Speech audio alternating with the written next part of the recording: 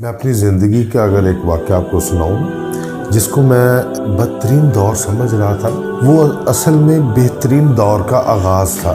میں بالکل اکیلا ہو گیا۔ میں نے کچھ ڈیسیجن لیے جس کی وجہ سے سب نے مجھے چھوڑ دیا۔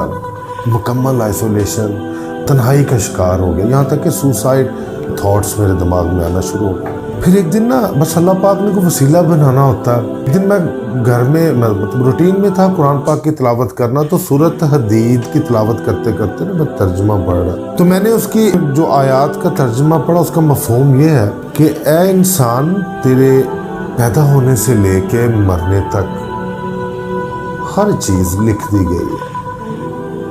اگر تجھے کوئی نقصان ہو جائے تو ملال نہ کرنا، اگر تجھے کوئی فائدہ ہو جائے تو تکبر نہ کرنا۔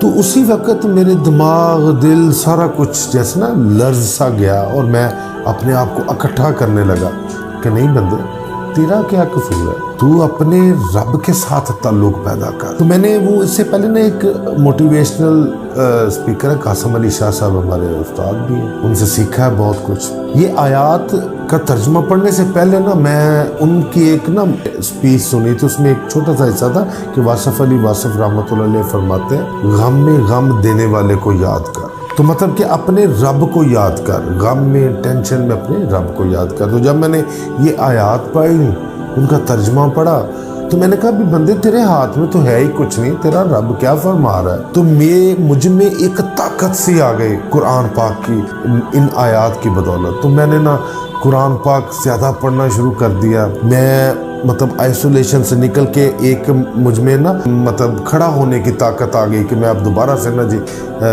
اپنے کاروبار کو کروں گا، اور میں پھر سے اپنا اسٹیبلش کروں گا۔ تو میں نے اللہ پاک کو منانے کی کوشش کی، اللہ پاک کے آگے گڑ گڑایا، اور میں نے یہ سارا کچھ جو ہے وہ قرآن پاک کی 2 آیات کا مفہوم ہے، جس کو میں پڑھتے ہی کانفیڈنٹ ہو گیا کہ مجھے کسی کی پرواہ نہیں رہی، مجھے کسی نقصان کی ٹینشن نہیں رہی۔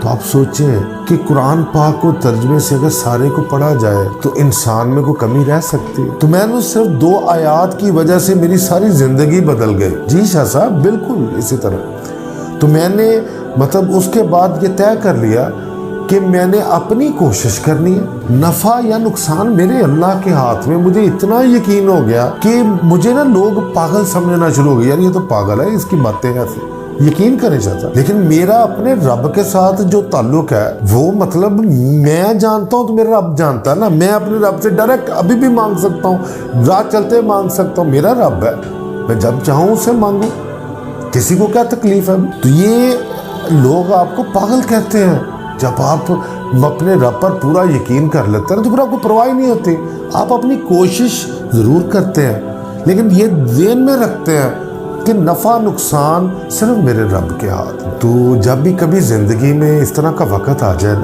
جب آپ آئسولیٹ ہوں، اکیلے ہو جائیں، دنیا چھوڑ جائے، تانا زنی ہو آپ کے اوپر، لوگ آپ کو گالیاں دیں، برا بھلا کہیں، آپ کے اوپر الزامات لگائیں، کیونکہ آپ ایک سافٹ ٹارگٹ ہوتے ہیں اس وقت، جو بھی کسی نے کہنا کسی نے برا بھلا، وہ آپ کی طرف ٹرانسفر کر دیا جاتا ہے، کیونکہ آپ کچھ کر نہیں سکتے ہوتے، لوگ آپ کو بے بس سمجھ رہے ہوتے ہیں۔ تو آپ اس وقت اپنے آپ کو اکٹھا کریں، اپنے معاملات کو اللہ کے سپرد کریں، اور اللہ پاک سے تعلق اور مضبوط، وہ ہے ہی مضبوط، روح کا تعلق تو ہے ہی اللہ پاک سے تو آپ اور مضبوط اس طرح قرآن اور نماز سے۔ وہ میرا اللہ آپ کو ایک دن یہ ثابت کر دے گا کہ آپ صحیح رستے پر تھے، اور لوگ جو آپ کو کہتے تھے ان کو ندامت ہوگی، انشاءاللہ یہ پورا یقین ہے میرا۔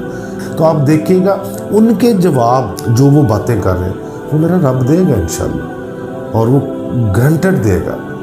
ٹھیک ہے، اپنے رب پر چھوڑ کے دیکھو آپ شاہ صاحب، ٹھیک ہے۔